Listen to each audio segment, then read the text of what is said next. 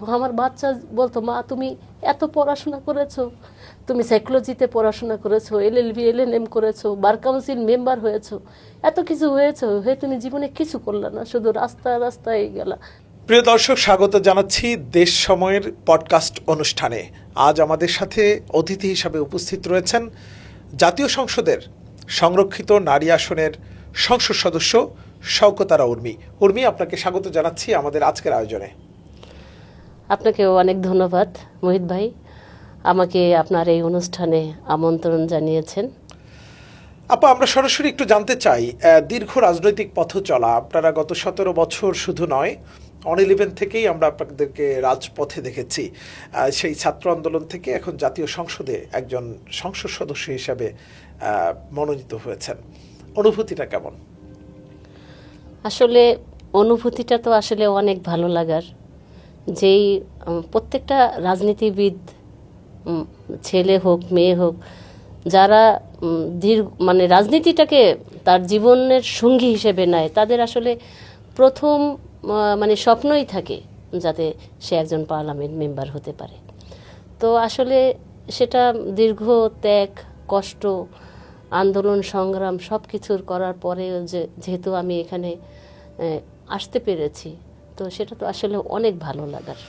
আপা, একটু জানতে চাই, দুঃসময়ে আমরা হাতে গোনা যে কয়জন নারীকে বিএনপির কেন্দ্রীয় কার্যালয় নয়াপল্টনে দেখতাম, তার মধ্যে আপনি একজন। যখন হরতাল অবরোধ চলছে, ব্যাপক পরিমাণে গণগ্রেফতার চলছে, তখনও আমরা দেখতাম যে আপনারা নয়াপল্টন পার্টি অফিসে আছেন। পুলিশের ব্যারিকেড দিয়ে একটা অফিস, ভিতরে কোনো নেতাকর্মী নাই, কিন্তু 2-3টা মেয়ে আছে, তারা সংবাদ সম্মেলনের সামনে দাঁড়িয়ে আছে অথবা ঝটিকা মিছিল করছে হঠাৎ করে হরতালের পক্ষে। মানে কিভাবে সম্ভব ছিল এগুলো? আসলে সেটা একটা অনেক একটা মানে ভয়াবহ স্মৃতি আমি বলবো।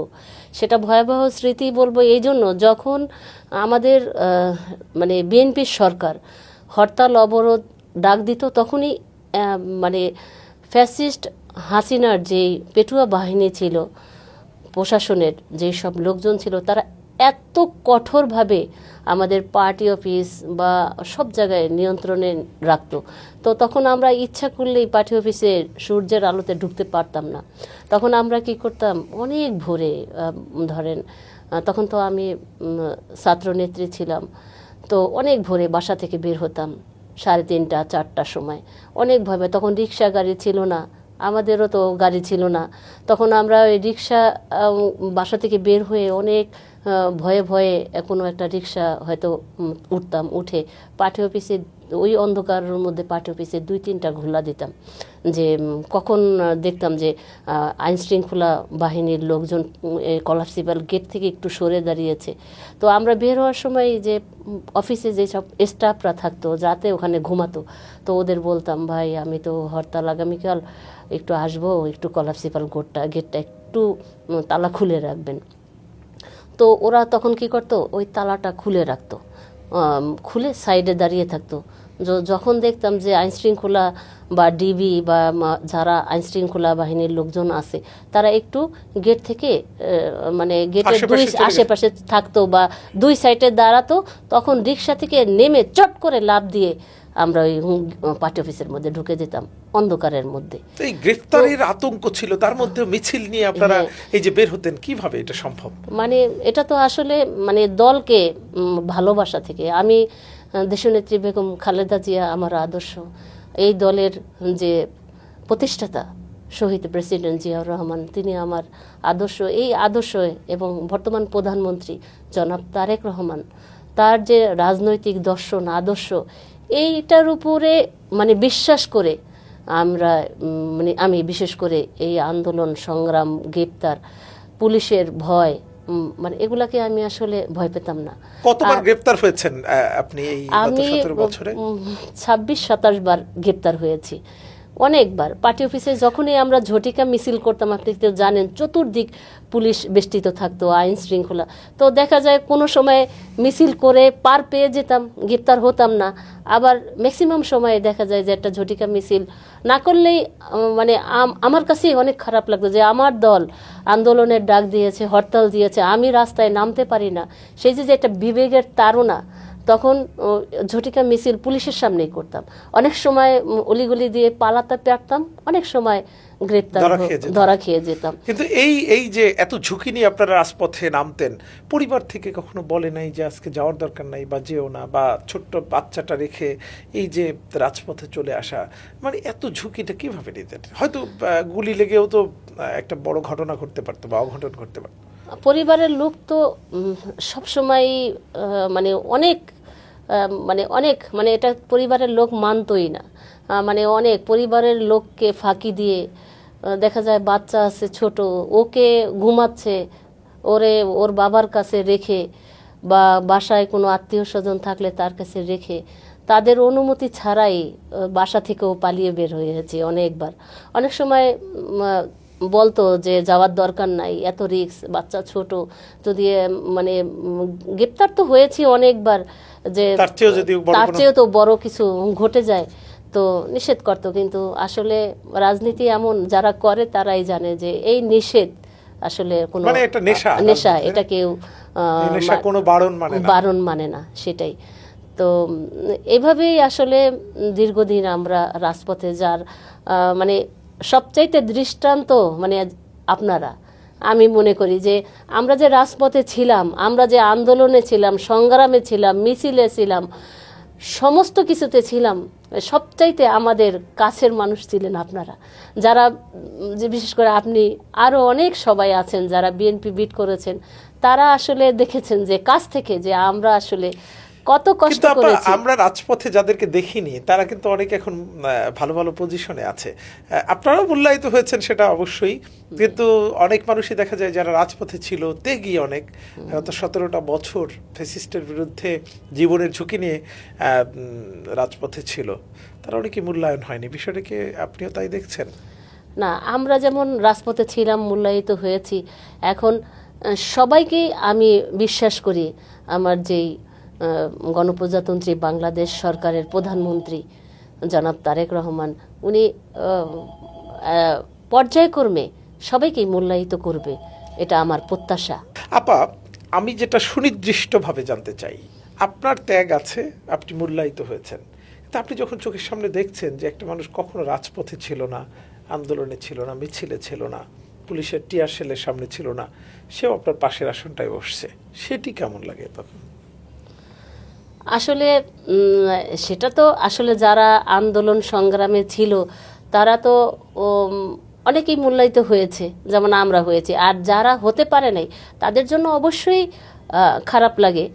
তো আর যারা আসলে একটা দল শুধু যে আন্দোলনের মাধ্যমেই সে তার ক্ষমতায় আসে তা নয়, এখানে আসলে অনেক তারাও বিভিন্নভাবে অবদান রেখেছে। মানে তার যারা আছে আমার পাশের চেয়ারে হয়তোবা আন্দোলনে ছিল না, সংগ্রামে ছিল না, কিন্তু হয়তোবা তারাও এই দলের ভেতরে, মানে এই দলকে মানে কি আমি দেওয়ার জন্য নিবেদিত ছিল। তো সেই বিবেচনায় হয়তোবা তারা এসছে, আমরা আসলে তার সঠিক ইতিহাসটা হয়তোবা বুঝতে পারি না। নিঃসন্দেহে, কারণ হলো একটা মানুষ অবদান শুধু রাস্তায় নামলেই রাখা হয় না, বিভিন্ন ভাবেই রাখা যেতে পারে। আপা, যাই হোক, আপনি সংসদ সদস্য হিসাবে সংসদে যখন প্রবেশ করলেন, কেমন লেগেছে অনুভূতিটা? প্রথম সংসদ আপনার? আসলে অনেক ভালো লাগা, এই অনুভূতি আসলে ভাষায় ব্যক্ত করার মতো না, মানে অনেক অনেক ভালো লাগা। ছাত্র রাজনীতির সময়টা যদি একটু মনে পড়ে, আপনার যখন ছাত্র রাজনীতি করতেন ইডেন কলেজে, সেখান থেকে আজকে সংসদ সদস্য। আসলে ছাত্র রাজনীতি তো ইডেন কলেজে যখন আমি ভর্তি হই তখন 1996 সাল, তখন ভর্তি হয়েছি এপ্রিলের দিকে। তারপরেই হচ্ছে আওয়ামী গভর্নমেন্ট চলে আসে। চলে আসার পরেও আমি ওই ক্যাম্পাসে আমার আরও সিনিয়র যারা ছিলেন, আমি তো তখন জুনিয়র ছিলাম, সিনিয়র যারা ছিল তখন আমাদের গভর্নমেন্ট যখন মানে আসতে পারে নাই, অন্য আওয়ামী লীগ গভর্নমেন্ট যে আসলো, আসার পরে তখন আমরা কিন্তু আন্দোলন সংগ্রাম করে ওই ক্যাম্পাসে 2000 মানে 96 থেকে 97 পর্যন্ত আমরা অক্টোবর পর্যন্ত ওই ক্যাম্পাসে ছিলাম। তখন কিন্তু মানে অন্য গভর্নমেন্ট ক্ষমতায় ছিল। তো তারপরে আমরা ওইখানে অনেক মানে আমাদের হলে আসলে অনেক নির্যাতনের শিকার আমরা হয়েছি। তখন যখন দেখে যে প্রশাসন আমাদের কোনোভাবেই বের করতে পারে না, তখন সেই সময়ে হাজী সেলিম ছিলেন, সে রাতের অন্ধকারে অস্ত্র নিয়ে ইডেন কলেজে ঢুকেছিলেন কলাপসিবল গেট ভেঙে। তখন আমরা অনেক মানে দিক বিদিক শূন্যর মতো, মানে দিক বিদিক হারা হয়ে হলের মধ্যে অনেক ঘোরাঘুরি করেছি। কেউ বাথরুমে লুকিয়েছিলাম, কেউ সিঁড়ি ঘরের পেছনে লুকিয়েছিলাম। তখন আমাদের মেয়েদের উপর অনেক অত্যাচারও তারা নির্যাতনও করেছিল। তারপরে মানে ফ্যাসিস্ট সরকারের প্রশাসন দিয়ে তখন আমাদের ওইখান থেকে 21 জনকে হল থেকে বের করে। তারপর থেকে আমি তখন আমার হচ্ছে সাইকোলজি ডিপার্টমেন্টে আমি প্রথম বর্ষের ছাত্রী ছিলাম। তো ওই সময়ে আমার ফার্স্ট ইয়ার ফাইনাল পরীক্ষা ছিল। তো ওই মানে যে হোস্টেল সুপার ছিলেন, তিনি ছিলেন আমার ডিপার্টমেন্টের চেয়ারম্যান ফিরোজা বেগম। তখন উনি আমাকে পিছন থেকে টান দিয়ে ধরে রাখছে যে তুমি, মানে আমি যাতে ওই 21 জনের সাথে বের না হয়ে যাই। তো ধরে রাখার পরে আমাকে সাইড করে ফেলছে টিচারদের মাঝখানে। পরে ওখানে আমাকে রেখে দিল। রাখার পরে তারা, যেহেতু আমার এক্সাম ছিল 10ই আগস্ট, তখন আমাকে একটা মানে পরীক্ষা দেওয়ার জন্য একটা পারমিশন দিয়েছিল হলে থাকার। মানে অপরাধ হচ্ছে আপনার ছাত্রদল? হ্যাঁ, ছাত্র, তখন অপরাধ ছিল আমার ছাত্রদল, এই জন্য আমাদের সবাইকে বের করেছে। কিন্তু আমি পরীক্ষার জন্য একটু অনুমতি পেয়েছিলাম। তারপর থেকে ক্যাম্পাসে অনেক অত্যাচার নির্যাতনের শিকার হয়েও আমি দলের আদর্শ থেকে বিচ্যুত হই নাই, ছাত্রদল করা থেকে দূরে সরে যাই নাই, বরং আরও সাহস শক্তি সঞ্চয় করে কাজ করে গিয়েছি। এই যে জাতীয় সংসদে আপনি বক্তব্য দিয়েছেন, কোন বিষয়গুলোকে একজন নারী সংসদ সদস্য হিসাবে প্রায়োরিটি দিচ্ছেন আর কি? কোন বিষয়গুলো কথা বলা উচিত বলে আপনি মনে করছেন? জাতীয় সংসদে আপনার ভূমিকাটা কেমন হবে আর কি? আসলে জাতীয় সংসদ তো আইন প্রণয়নের জায়গা, সেখানে অনেক বিষয় নিয়েই মাত্র তো শুরু হলো। আমরা যখন শপথ নিয়ে অধিবেশনে যোগদান করলাম, তখন আমরা প্রথমেই পেয়েছি বাজেট অধিবেশন। তো এই বাজেট অধিবেশন নিয়েই অনেক মানে দলের পক্ষ থেকে আমরা কথা বলেছি এবং আমিও বলেছি, কারণ এই বাজেটটা আমাদের জন্য একটা চ্যালেঞ্জের বাজেট। কারণ আমরা এমন একটা সময়ে আমাদের গভর্নমেন্ট ক্ষমতা নিয়েছে, সেই সময়ে সারা বিশ্বের অর্থনৈতিক অবস্থা খারাপ এবং বিগত সরকারে যারা ছিলেন তারা এই দেশটাকে লুটে পুটে তারা সমস্ত অর্থনৈতিক সেক্টরকে চুরমার করে দিয়ে গেছেন। সেই জায়গায় আমাদের মানে ঘুরে দাঁড়াতে অনেক মানে চ্যালেঞ্জ আমাদের মোকাবেলা করতে হচ্ছে। তো আমাদের মাননীয় প্রধানমন্ত্রী জনাব তারেক রহমান সেই চ্যালেঞ্জকেই মোকাবেলা করার জন্য সে একটা সফল বাজেট। প্রতিটি অব্যবহৃত রুফটপই একটি সম্ভাব্য বিদ্যুৎ কেন্দ্র। প্রশ্ন হলো, আপনার প্রতিষ্ঠান কি সেই সম্ভাবনাকে কাজে লাগাচ্ছে? সোলার এনার্জির মাধ্যমে বিদ্যুৎ ব্যয় কমিয়ে বিদ্যুৎ ব্যয় সাশ্রয়েই কয়েক বছরের মধ্যে বিনিয়োগের অর্থ পুনরুদ্ধার সম্ভব। সরকারের নীতিগত সহায়তা ও অর্থায়নের সুযোগ এই সিদ্ধান্তকে করেছে আরও বাস্তবসম্মত। goldbellgroup.com, শক্তি, সাশ্রয় ও সমৃদ্ধি। এত মানুষের একটা দেশ, 20 কোটি মানুষের একটা ছোট্ট দেশ, এখানে অর্থনীতিটাকে যদি টিকিয়ে রাখা না যায় তাহলে একটা সরকারও কিন্তু চ্যালেঞ্জের মুখে পড়ে। এর মধ্যে পলিটিক্যাল স্টাবিলিটি যেটি দরকার। এখন পর্যন্ত রাজনৈতিক অবস্থা মানে ধরে নেওয়া যায় সুষ্ঠু বা শৃঙ্খলার মধ্যেই আছে। এর মধ্যে আমরা শেখ হাসিনা বাংলাদেশে ফিরছেন, এমন একটি আওয়াজ দিচ্ছেন, এটি কি আসলে কি ফেরার জন্য বলেছেন নাকি একটা মানে দেশে একটা অস্থিতিশীলতা তৈরি করার অপচেষ্টা, কোনটা মনে হচ্ছে আপনার? আসলে এটা তো অবশ্যই দেশকে, মানে দেশটাকে তো উনি ধ্বংস করে, মানে এই যে ফ্যাসিস্ট হাসিনা, উনি তো এই বাংলাদেশটাকে দীর্ঘ 17 বছর শোষণ করে ধ্বংসের মুখে ফেলে উনি দেশ থেকে পালিয়েছেন। এবং এই যে এখন দেশটা যে একটা অর্থনৈতিক সমৃদ্ধির দিকে আগাচ্ছে, সেইটাকে মানে ব্যাহত করার জন্যই এই যে তার যে আগমন বলা হচ্ছে, এটা একটা প্রোপাগান্ডা আমি মনে করি। আদৌ কি সম্ভব এটি, বা বাস্তবতা কি মনে হয় আপনার, যে তিনি কি ফিরবেন নাকি? এটা আসলে তো এই মুহূর্তে কখনোই সম্ভব না। যদি ফিরেন তাহলে ফিরলে আদালতের, উনি তো হ্যাঁ, আদালতে উনি তো মানে উনি যদি বাংলাদেশে আসে, তাহলে তো ওনার তো আদালতেই আত্মসমর্পণ করতে হবে। তো আত্মসমর্পণ করে উনি যদি আইনের মুখোমুখি হতে চায়, আমরা এটাকে ওয়েলকাম জানাই। বর্তমান সংসদের বিরোধী দল তারা মনে করছে যে আওয়ামী লীগের সঙ্গে বিএনপির একটা গোপন আতাত হচ্ছে এবং আওয়ামী লীগকে আবার পুনর্বাসনের একটা চেষ্টা করছে হয়তো বর্তমান সরকার। আদৌ কি এরকম কিছু হওয়ার সম্ভাবনা আছে? অবশ্যই না। আসলে যারা বলে তারাই নিচে নিচে তলে তলে একটা ভাষা আছে যে তারাই তার সাথে আওয়ামী লীগের সখ্যতা করে চলছে। এখানে বিএনপির সাথে কোনো সুযোগ নাই। কারণ কি, বিএনপির দেশনেত্রী বেগম খালেদা জিয়াকে জেলে নেয়া, তার বাড়ি থেকে উচ্ছেদ করা এবং একই সঙ্গে তারেক রহমানের দীর্ঘ সময় নির্বাসন, এগুলির কারণে কি আওয়ামী লীগের সঙ্গে আর কখনো ঐক্য হওয়া সম্ভব নয়? কি মনে করছেন?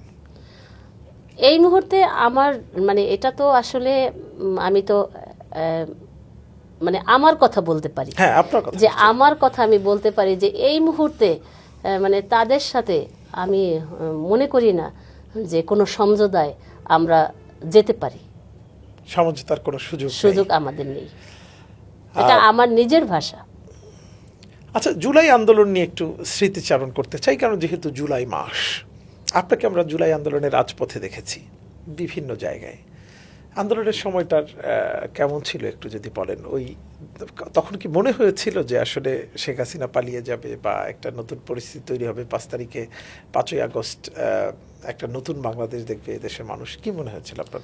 আসলে সেটা কখনোই মনে হয় নাই। আমি এই জুলাই আন্দোলনের ঘটনা বলার আগে আমি আরেকটু বলতে চাই, সেটা হলো যে 24-এর যেই নির্বাচনটা হলো, সেই নির্বাচনটা মানে তখনও ভাবছিলাম যে হয়তো বা সঠিক নির্বাচন হলে আমরা ক্ষমতায় আসব, বিএনপি দল ক্ষমতায় আসবে। কিন্তু যখন দেখলাম যে আসলে নির্বাচনটা গতানুগতিকভাবেই তারা নিজেদের পকেটে নিয়ে নিল, ভাগ বাটোয়ারা করে, তখন আসলে ভাবছিলাম কি আসলে এই জীবনটাই আমার শেষ। কারণ আমি আজকে 30 বছর এই দলের রাজনীতির, যখন আমার জীবনের যৌবনের সবচাইতে শ্রেষ্ঠ সময়, এই সময়টাই দলের পিছনে দিয়েছি, রাস্তায় হেঁটেছি, একটা না একটা আশায় হেঁটেছি।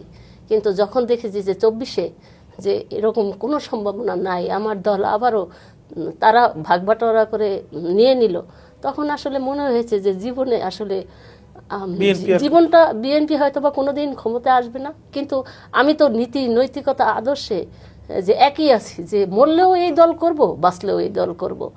তো তখন নিজের কাছে অনেক অপরাধ লাগতো। আমার বাচ্চা বলতো, মা তুমি এত পড়াশোনা করেছো, তুমি সাইকোলজিতে পড়াশোনা করেছো, LLB LNM করেছো, বার কাউন্সিল মেম্বার হয়েছো, এত কিছু হয়েছো, হয়ে তুমি জীবনে কিছু করলে না, শুধু রাস্তায় রাস্তায় গেলা। কারণ আমার বাচ্চা যখন 2007 সালে জন্ম হয়, তখন থেকে সে কোনোদিন মায়ের সুখ দেখে নাই, শুধু দেখছে মা রাস্তায় রাস্তায় ঘোরে। তখন আমার মেয়ে বলতো, মা তুমি তো জীবনে কিছু করলে না। তখন আমার কাছে মনে হইতো যে আসলে এই জীবনটাই শেষ, জীবনের আসলে কোনো অর্থ নাই। তারপরও মনের মধ্যে সাহস যে বাঁচলেও এই দলটাকে ভালোবাসি, মরলেও এই দলটাকে ভালোবাসি।